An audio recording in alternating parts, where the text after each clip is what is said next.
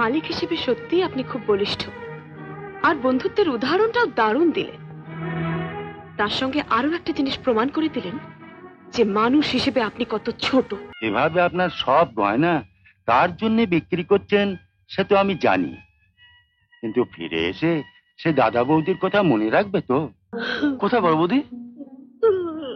আমি এসেছি যেন বড় বৌদি। বড় বৌদি,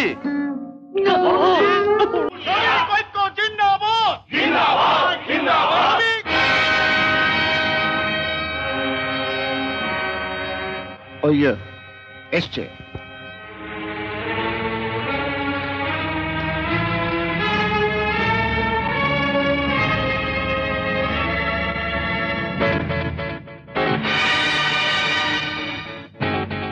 কি ব্যাপার সনদ বাবু?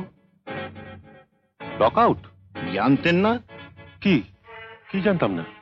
লক আউট যে হচ্ছে আপনি জানতেন না?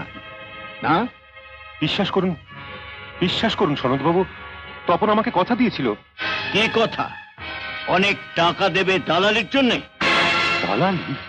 হ্যাঁ হ্যাঁ, দালালি দালালি। আমাদের স্ট্রাইকের খবরটা আগাম পৌঁছে দিয়ে কত টাকা পেয়েছেন পরিতোষ বাবু? কত টাকা? আমাদের এতগুলো পেটে লাথি মারতে আপনার লজ্জা করল না পরিতোষ বাবু? মাসালা দালালটাকে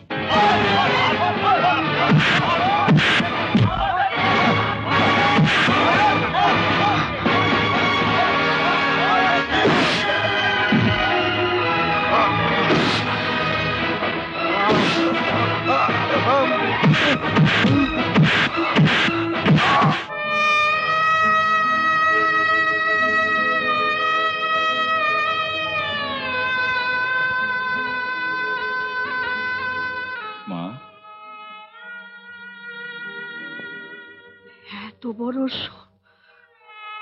সর্বনাশ দেখার জন্য কি আমাকে বাঁচিয়ে রেখেছিলে ডাকো? ওর বদলে তুমি আমায় নিলে না কেন? তুমি আমায় নিলে না কেন ঠাকুর? তুমি আমায়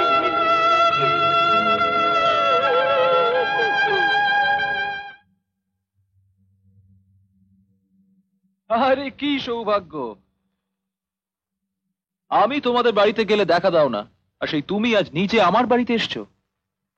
সূর্য আজ কোন দিকে উঠেছে? যে সূর্যটা অস্ত গেছে তার জন্য কি করছেন? অস্ত গেছে সূর্য মানে? পরিতোষ তার মৃত্যুর জন্য দায়ী কে? মাধুরী, সুইসাইড যে করে সে যদি নিজের হাতে লিখে রেখে যায় আমার মৃত্যুর জন্য দায়ী অমুক লোকটা, তাহলে তবু একটা বোঝা যায়। কিন্তু এক্ষেত্রে তো সে সুযোগও নেই। তা সত্ত্বেও তুমি সরাসরি আমাকে এই প্রশ্ন করতে পারলে কি করে? নিজেদের অপরাধ ঢাকার অজস্র রাস্তা আপনাদের জানা আছে, কারণ টাকার ক্ষমতাটা আপনাদের বিরাট। কিন্তু একবারও কি ভেবে দেখেছেন এখন এই সংসারটার কি অবস্থা হবে?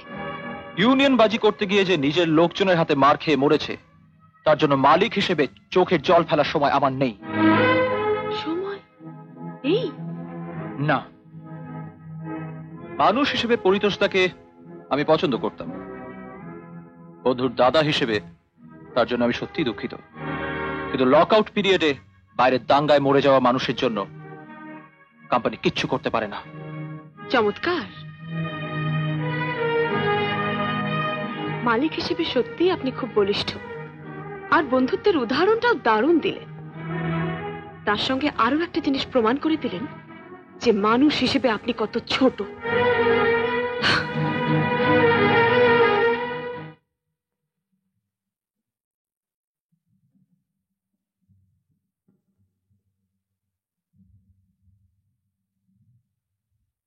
মা, প্রদীপকে সব চিঠি লিখে জানাতে হবে তো?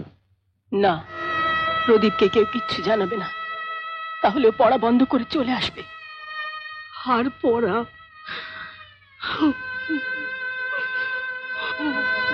পড়া আর কি করে হবে বৌদি? হবে মেজদা, ওকে ইঞ্জিনিয়ার হতেই হবে। দাদার স্বপ্ন।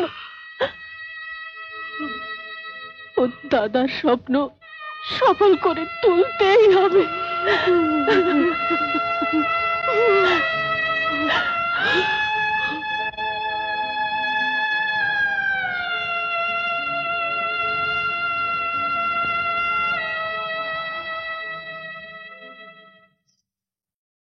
এখন থেকে কি গোটা সংসার একা তুমিই টানবে? কি করব, দাদার অফিস থেকে কিছুই পাওয়া গেল না। না বোন, ও টাকা আমি নিতে পারবো না। বর্দি, এগুলো আমার জন্মদিনে পাওয়া টাকা।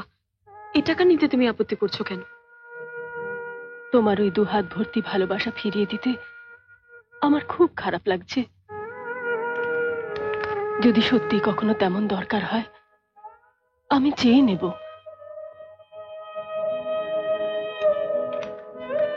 প্রদীপকেও কিছু জানাতে দিলে না, আমাকেও কিছু করতে দিচ্ছ না। তোমাদের এই অসময়।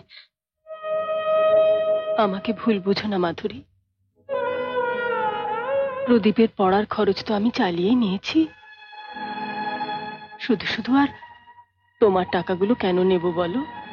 ভেবেছিলাম প্রদীপ না ফেরা পর্যন্ত তোমাদের সুবিধে অসুবিধে আমিও ভাগ নেব।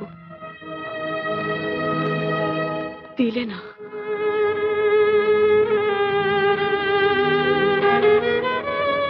আমি তো তোমার কেউ নই, প্রদীপই তোমার আপন।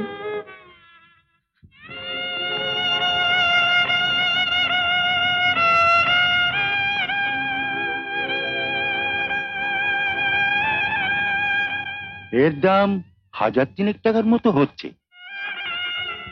যা হয় তাই দেবেন।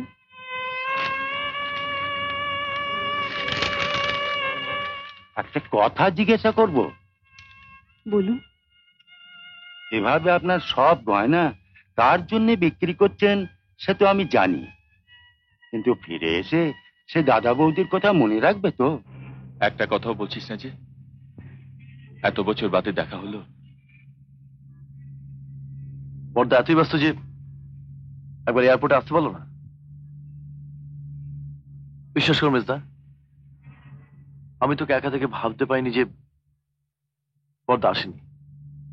ভেবেছিলাম আশেপাশে কোথাও আছে। পর্দা না এলেও তোর আশেপাশেই ছিল। ওর মনটা তো সব সময় তোর পাশে পাশেই ঘোরে। চল না,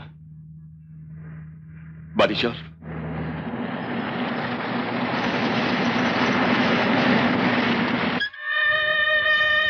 ওগো, তুমি দেখতে পাচ্ছ প্রদীপ ফিরে এসেছে? দেখতে পাচ্ছ তোমার প্রদীপ ইঞ্জিনিয়ার হয়ে ফিরে এসেছে। ছোট কাকু, আরে মৌ, হ্যাঁ কত বড় হয়ে গেছিস তুই? হ্যাঁ, আমিও কিন্তু মৌয়ের মতো অনেকক্ষণ ধরে তোমার জন্য অপেক্ষা করছি ঠাকুরপো। থ্যাংক ইউ মেজবদি, থ্যাংক ইউ। দাঁড়া, আগে প্রোগ্রামটা সেরে নি। দাঁড়া। আরে থাক থাক, আগে ভেতরে চলো। হ্যাঁ, মার সঙ্গে দেখা করিনি। হ্যাঁ মা, মা, মা।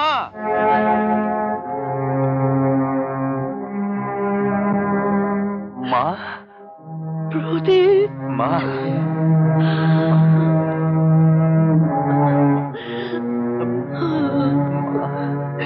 কতদিন পরে তোমাকে দেখছি মা,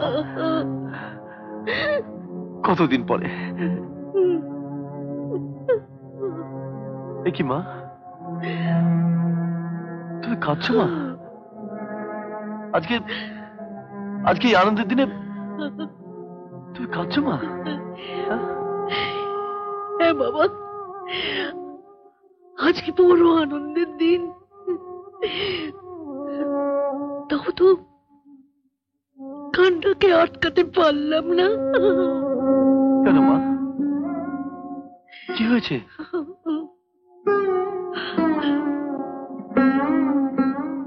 বড় বৌমার সঙ্গে দেখা করেছিস? না তো।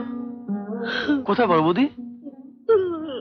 আমি এসেছি যেন। বড় বৌদি, বড় বৌদি, বড় বৌদি, বড় বৌদি। এমন আরো অনেক ভিডিও দেখতে এই চ্যানেলটি সাবস্ক্রাইব করে নিন এবং পাশের বেল আইকনটি প্রেস করে দিন।